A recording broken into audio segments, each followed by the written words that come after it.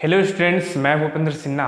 आज से हम मैथ्स को स्टार्ट करने जा रहे हैं। जितने भी कंपटीशन एग्जाम होते हैं जिसमें मैथ्स पूछा जाता है, हम आज से मैथ्स को स्टार्ट करेंगे। ठीक है, जैसे सीजी आपम में मैथ्स पूछा जाता है, जैसे ऑल गवर्नमेंट एग्जाम सभी मैथ्स से पूछा जाता है। तो मैथ्स एक ऐसा सब्जेक्ट है जो बहुत इंपॉर्टेंट है, लेकिन खासकर जो मैथ्स बैकग्राउंड से नहीं है उन लोगों के लिए क्या होता है, ये मैथ्स बहुत कठिन लगता है। तो मेरी क्लास के बाद आपका जो मैथ्स, आपके जो अंदर में जो मैथ्स का जो डर है वो पूरी तरह से खत्म हो जाएगा। आपको बस शुरू से लेकर लास्ट तक जुड़े रहना है। हम पूरा बेसिक से लेकर हाई लेवल तक जाएंगे। ठीक है, चलो आज हम स्टार्ट करते हैं। आज से हम स्टार्ट करेंगे नंबर सिस्टम। नंबर सिस्टम हमारा पहला टॉपिक है, नंबर सिस्टम, जिसको बोला जाता है संख्या पद्धति, है ना। Number system, number system Hindi बोला जाता है इसको संख्या पद्धति, और ये सभी एग्जामों में लगभग पूछा जाता है ना। देखते हैं संख्या पद्धति। हम आज पढ़ेंगे, आज की क्लास में संख्या होता क्या है। हम देखते हैं कि संख्या कितने प्रकार के होते हैं। हमने नाम सुना है वास्तविक संख्या, प्राकृतिक संख्या, परिमेय संख्या। इन सभी संख्या आखिर में होता क्या है, हम आज उसको बहुत सरल तरीके से जानेंगे, है ना। चलो स्टार्ट करते हैं। देखो, संख्या मूल रूप से देखते हैं, संख्या जनरेट कहां से, उत्पन्न कहां से होता है उसको देखते हैं ना। देखो, संख्या मूल रूप से तीन प्रकार के होते हैं, है ना। कितने प्रकार के होते हैं बेटा? तीन प्रकार। पहला होता है वास्तविक संख्या, पहला होता है वास्तविक संख्या, है ना। इसके बाद होता है काल्पनिक संख्या। क्या? काल्पनिक संख्या। इसके बाद होता है सम्मिश्र संख्या। इसके बाद क्या होता है? सम्मिश्र संख्या। सम्मिश्र संख्या। मेरा थोड़ा राइटिंग अच्छे से नहीं बनता, आप लोग थोड़ा मैनेज करेंगे ना। इंग्लिश से बोलते हैं इसको रियल नंबर, इमेजिनरी नंबर, और ये सम्मिश्र संख्या मतलब कॉम्प्लेक्स नंबर। ठीक है, वास्तविक संख्या इसको हम, है ना, वास्तविक संख्या किसे कहते हैं? जितने भी नंबर्स हैं, है ना, पूरा जितने भी नंबर्स है, जैसे 1 2 3 -1/2, जितना भी नंबर, दशमलव, जो भी है, वो सभी के सभी किसके अंतर्गत आ जाते हैं? वास्तविक संख्या के अंतर्गत। सभी जो नंबर है वो किसके अंतर्गत आते हैं? वास्तविक संख्या के अंतर्गत आते हैं, केवल आयोटा वाले फॉर्म को छोड़कर। जैसे ये आयोटा वाले, ये जो है वास्तविक संख्या नहीं होंगे, लेकिन आयोटा को छोड़कर जितने भी बाकी जो नंबर है वो सभी के सभी क्या है? वो वास्तविक संख्या।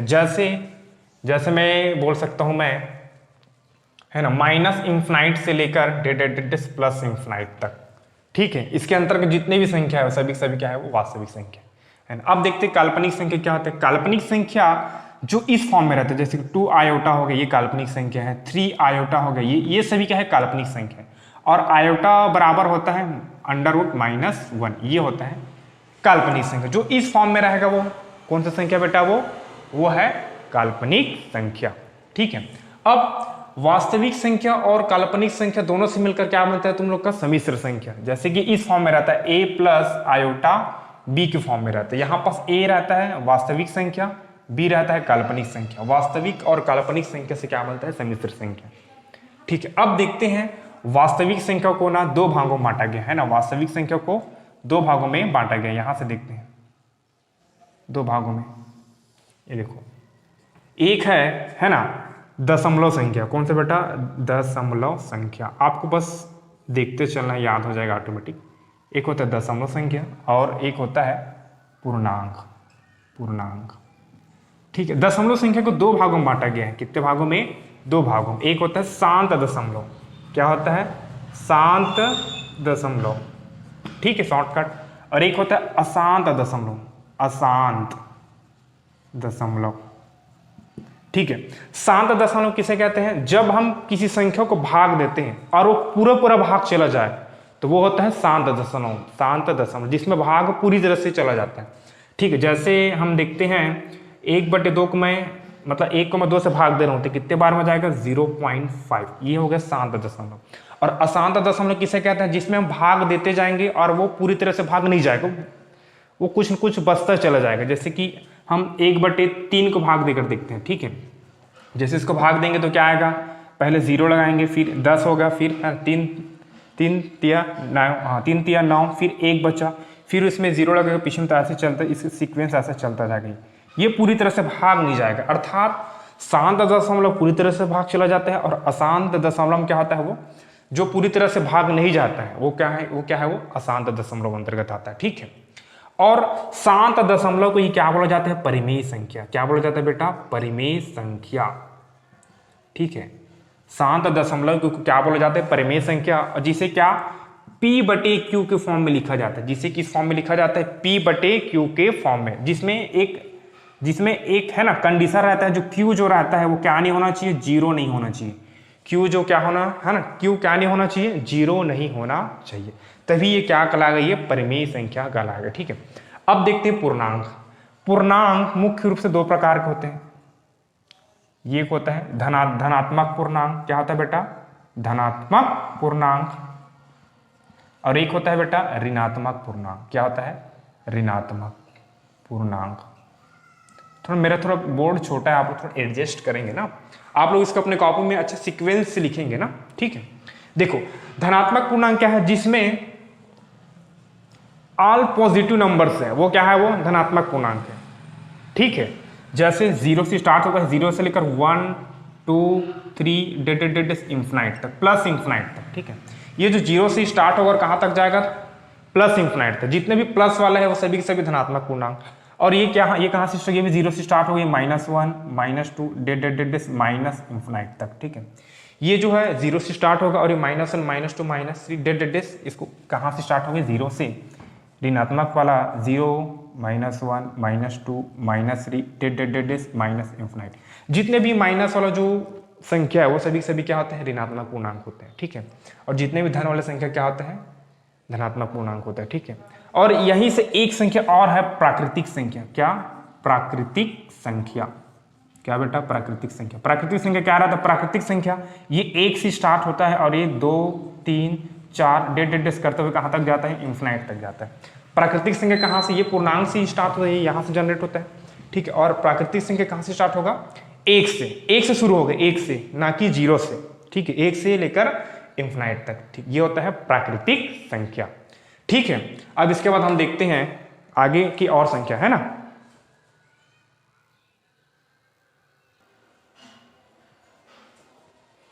अब हम देखते हैं सम संख्या क्या होता है और विषम संख्या। जैसे सम संख्या, एक होता है सम संख्या। सम संख्या क्या होता है, वे सभी संख्या जो 2 से पूरी तरह भाग चला जाए वो संख्या क्या कहलाता है, सम संख्या।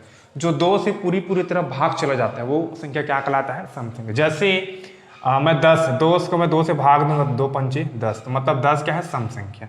ठीक, तो इसी प्रकार जितने भी संख्या जो 2 से पूरी तरह भाग चला जाए वो सभी की सभी क्या संख्या कहलाएंगे, सम संख्या कहलाएंगे। उसके बाद होता है विषम संख्या। उसके बाद क्या होता है, विषम संख्या। विषम संख्या किसे कहते हैं, जो 2 से पूरी तरह भाग ना जाए वो क्या है, वो विषम संख्या। जैसे मैं 5 को दूंगा मैं 2 से, तो 2 है ना, 2 दूनी 4, शेषफल क्या बचा, यहाँ पर 1 बचा।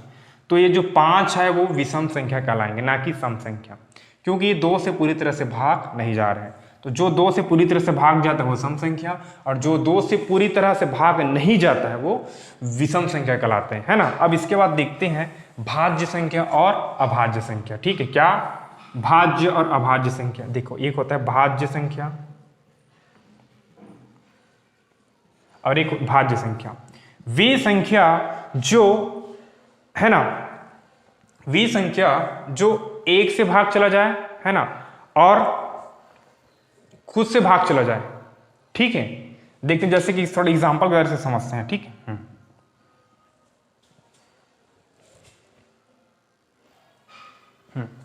भाज्य संख्या। देखो, वे संख्या जो 1 से भाग जाए और किससे चला जाए, स्वयं से भी भाग जाए। किससे भाग जाए, स्वयं से। 1 से भी जाना चाहिए, स्वयं से भी जाना चाहिए। इसके अलावा किसी अन्य संख्या से, तीसरे संख्या से, कोई अन्य संख्या से 1 से भाग चला जाए, स्वयं से भी भाग चला जाए और अन्य संख्या से भाग चला जाए, तो वो संख्या क्या कहलाता है, वो भाज्य संख्या। जैसे एग्जाम्पल हम देखते हैं, जैसे मैं लिख रहा हूं यहाँ पर 4। देखते हैं, ये हमको पता करना है कि 4 भाज्य संख्या की अभाज्य संख्या। तो मैं सबसे पहले किससे भाग देकर देखूंगा, इसको मैं 1 से। तो 1 से भाग देकर देखूंगा तो 1 से तो भाग चला जा रहा है। उसके बाद किससे भाग देकर देखूंगा, मैं स्वयं से। तो मैं 4 को 4 से ही भाग दूंगा, तो 4 एकम 4। तो यहां से भी ये वाला कंडीशन भी सेटिस्फाई, ये भी सेटिस्फाई। अब देखते हैं तीसरा कंडीशन, अन्य से भी भाग जाना चाहिए पूरी तरह से। जैसे मैं 4 को अगर मैं 2 से भाग देता हूं, कोई भी अन्य मतलब कोई भी संख्या हो सकता है, ठीक है, तो 2 है ना, 2 1 2, 2 दूनी 4, मतलब यहां से अन्य से भी भाग चला गया 4, मतलब 4 क्या है, 4 भाज्य संख्या है। 4 क्या है, 4 भाज्य संख्या। जैसे इसी प्रकार से एक एग्जांपल से और समझते हैं, जैसे है ना,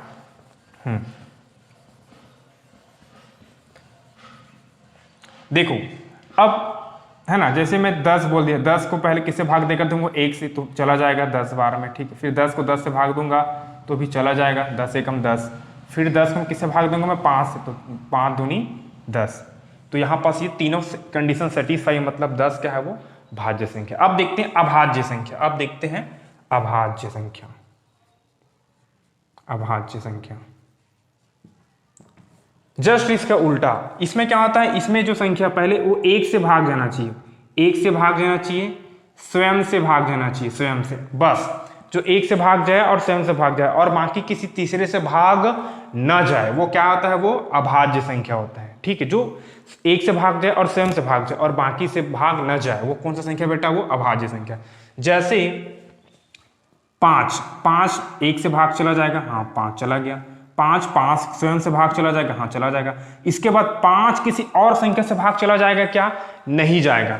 क्यों नहीं जाएगा, क्योंकि कोई ऐसा संख्या नहीं है जो 5 को पूरी तरह से डिवाइड कर दे, अर्थात 5 कौन सा संख्या है, वो अभाज्य संख्या है, ठीक है। जैसे एक एग्जांपल से और समझते हैं, जैसे मैं लिख रहा हूं मैं 3 कौन सा संख्या है, 3 अभाज्य संख्या है, क्योंकि ये अकेले 1 से भाग जाएगा, स्वयं से जाएगा, लेकिन किसी तीसरे संख्या से भाग नहीं जा रहा है, मतलब कौन सा संख्या, अभाज्य। जो संख्या भाज्य संख्या नहीं होता है वो संख्या कौन सा संख्या कहलाता है, अभाज्य।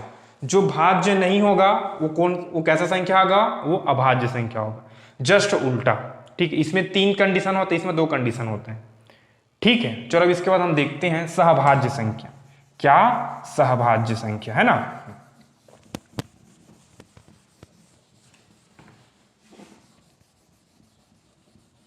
इसके बाद हम कल से क्वेश्चन को देखना स्टार्ट करेंगे, कैसे क्वेश्चन पूछा जाता है नंबर सिस्टम में।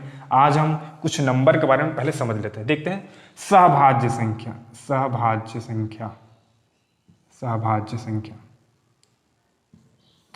सहभाज्य संख्या के लिए इसमें ना 2 जोड़ों की आवश्यकता होता है। क्या होता है, 2 जोड़े। जैसे मैं लिख रहा हूं यहां पास 2 और 3, ये तो सहभाज्य संख्या। देखो सहभाज्य संख्या मतलब इन दोनों में से वे संख्या जो दोनों से भाग चला जाए, मतलब वे संख्या इन दोनों में से उभयनिष्ठ निकालेंगे, मतलब वे संख्या जो दोनों को डिवाइड करते, वही क्या कहलाती है, इसका सहभाज्य संख्या। जैसे कि इन दोनों को कौन डिवाइड कर सकता है, 1, तो 1 क्या है यहाँ पर, सहभाज्य संख्या, ठीक है। अभी समझ आ जाएगा। जैसे है ना 10 है और ये 7 है, तो यहाँ पर सहभाज्य संख्या क्या होगा, 1 होगा। 1 जो है ना दोनों से डिवाइड होगा, ठीक है, दोनों को डिवाइड कर सकते हैं। जैसे 10 को भाग दूंगा मैं 1 से तो चला जाएगा, 7 को भाग दूंगा 1 से तो चला जाएगा, ठीक है। देखो तो सहभाज्य संख्या क्या होता है, 1 होता है। क्या होता है, 1। उभयनिष्ठ क्या निकलता है, 1 निकलता है, ठीक है। चलो ठीक है।